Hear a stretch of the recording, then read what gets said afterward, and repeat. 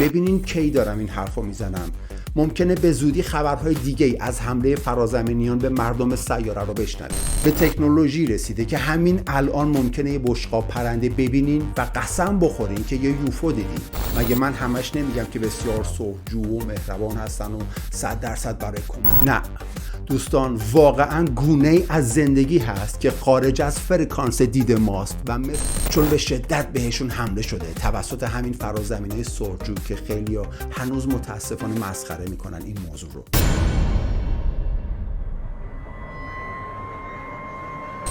سلام. چند وقت هست که تو سطح سیارمون زمین خیلی بحث موجودات فرازمینی و یوفوها و زیست تمدن‌های فرازمینی داغه.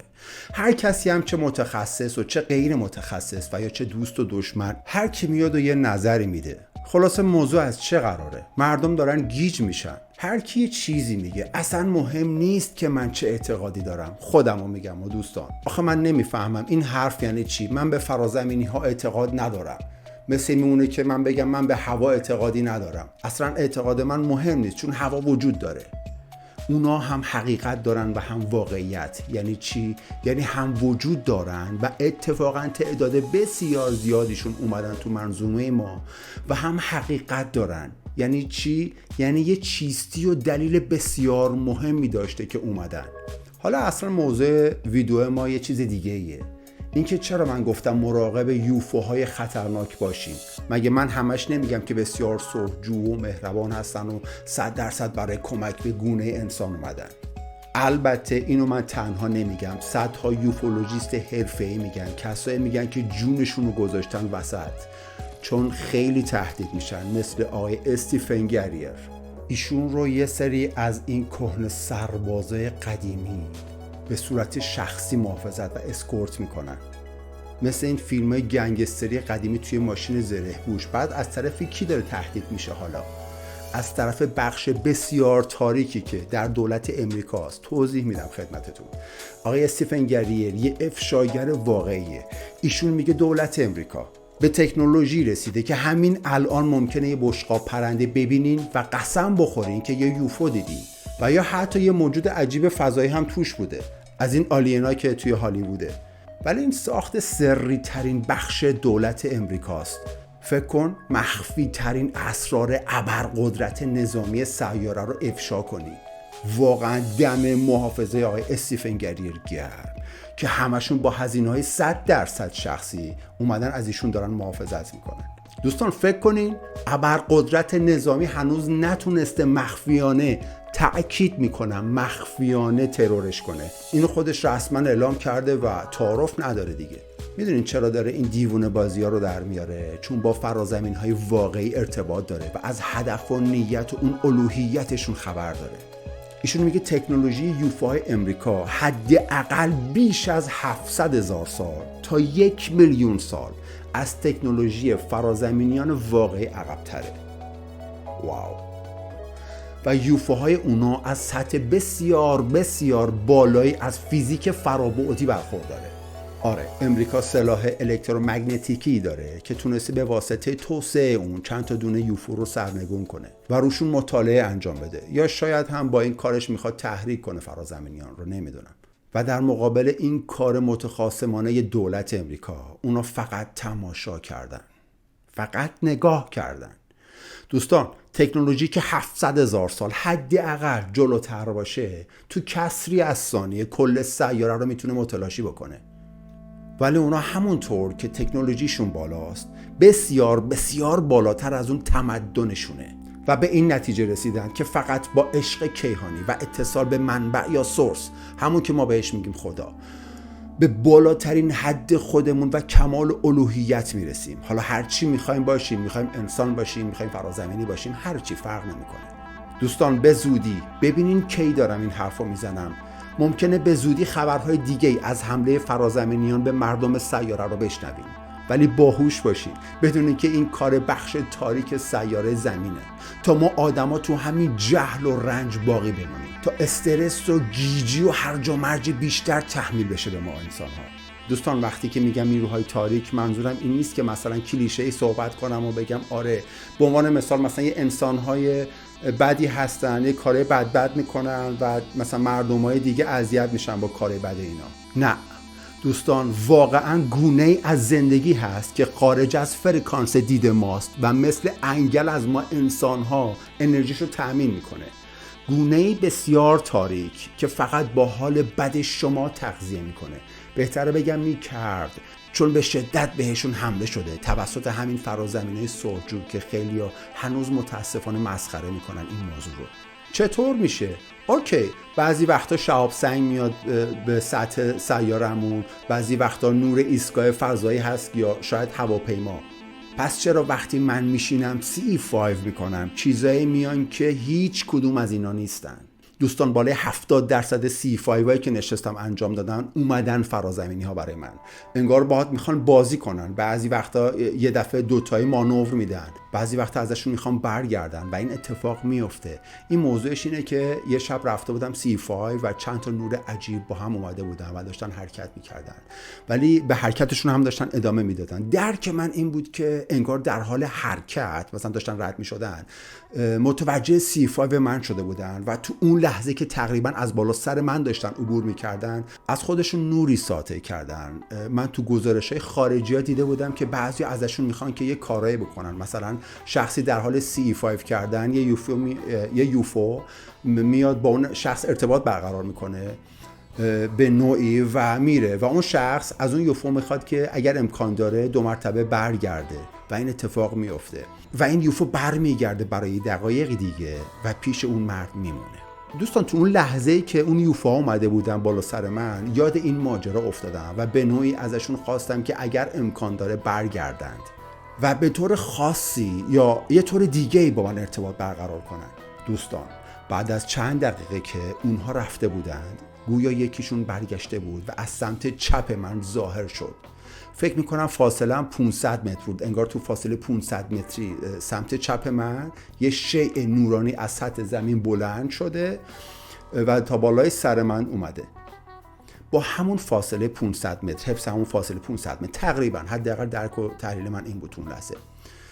دوستان زیباترین نور طلایی بود که تو عمرم دیده بودم، زیباترین حاله نوری بود که تو عمرم دیده بودم. بسیار آروم حرکت میکرد، محو تماشا شده بودم و متاسفانه نتونستم ازش فیلم بگیرم و وقتی به بالا سرم رسید آروم آروم نورشو کم کرد تا جایی که دیگه تو تاریک شب محو شد. همین الان خواهش میکنم همین الان سابسکرایب کنید من رو، اگه سابسکرایب ندارید لایک کنید و حتما نظرتون رو برام کامنت کنید. این لایک و کامنت شما بسیار به من انرژی میده.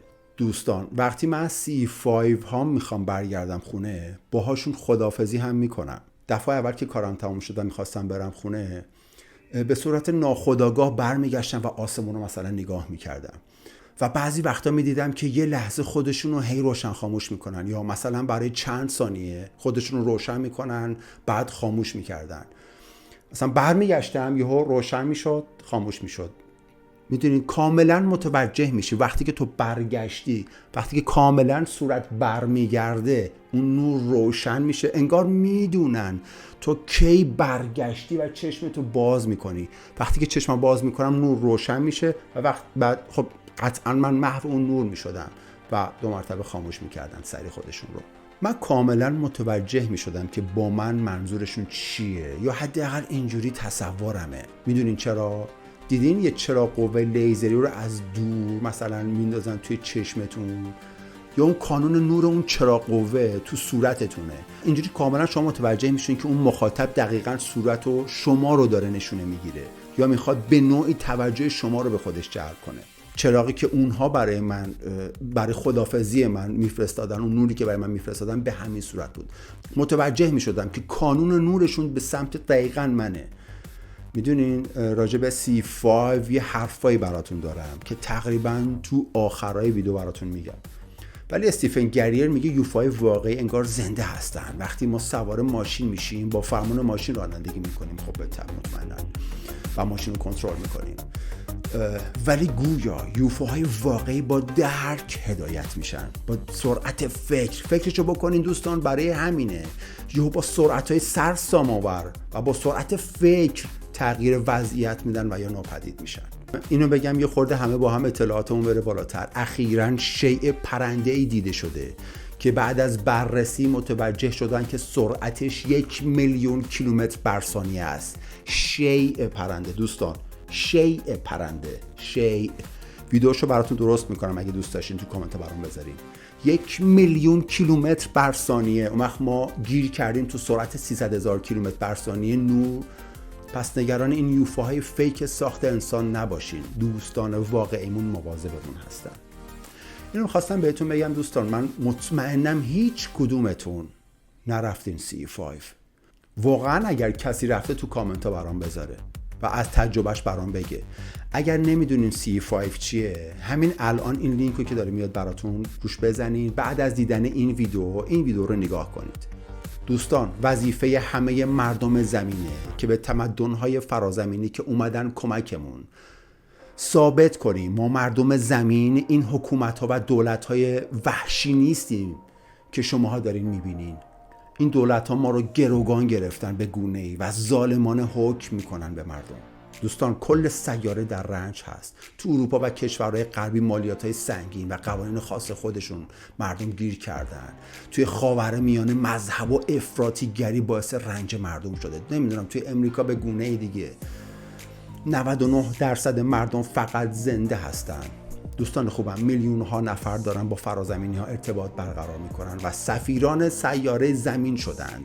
شما جا نمونین از این کار خیلی مهم. کل گیتی الان چشمشون به سیاره ماست. با این کارتون بهشون ثابت میکنین و میفهمونین که ما گونه انسان سرشار از عشق و الوهیت هستیم و به همسایه های کهکشانیمون میفهمونیم که ارزشش رو داشته که اومدن به کمکمون. CE5 این میلیون ها انسان باعث شده که اونا بفهمن بابا زمینی ها اتفاقا چه موجودات با عشق و سرجویی هستن.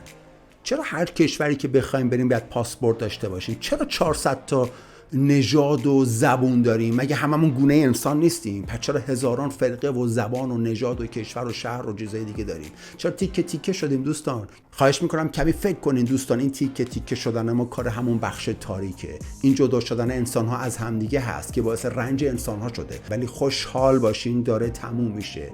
80% گونه های تاریک از بین رفتند. راجع به این موضوع اگه دوست داشتین ویدیو درست کنم حتما برام تو کامنت بذارین دوستان.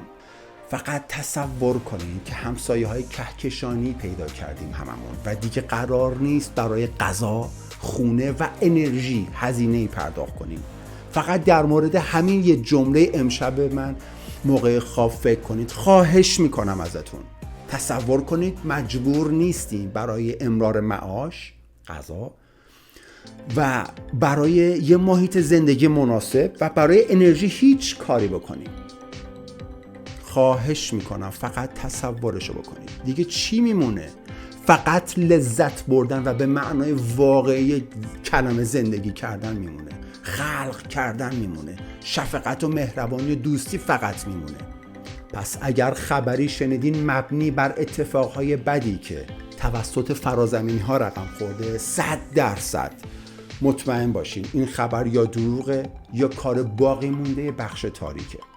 دوستان به جملاتم دقت کنید. تأکید میکنم باقی مونده بخش تاریک، همون گونه زندگی که براتون تعریف کردم که خارج از فرکانس دید ماست و میخوان با این کارها تا آخرین لحظه با در رنج و ناآگاهی قرار دادن مردم کمی دیرتر حذف بشن از سطح سیاره. این روند حذفشون رو کمی طولانی تر بکنن. دست و پای الکی. دوستان بالای 75 الی 90% بخش تاریک حذف شده. حالتون خوب باشه. نگران اتفاقات آخر زمانی نباشین. ویدیوهای بعدیمو در این مورد حتما نگاه کنین. از دستش ندین. دوستان این ویدیو علمی تخیلی نیست، به زودی اتفاقاتی رقم خواهد خورد که متوجه حقایق خواهید شد. همونطور که میبینیم تو سطح سیاره اتفاقات عجیبی داره میفته، از جمله پیدا شدن 2 مومیایی فرازمینی که این از پیش پا افتاده ترین اتفاقاته. همین الان منو سابسکرایب کنید اگه ندارید، خواهش میکنم. ویدیوهای بعدی ما از دست ندید، خبرهای بسیار عجیبی براتون دارم. دوستتون دارم. خدا نگهدار.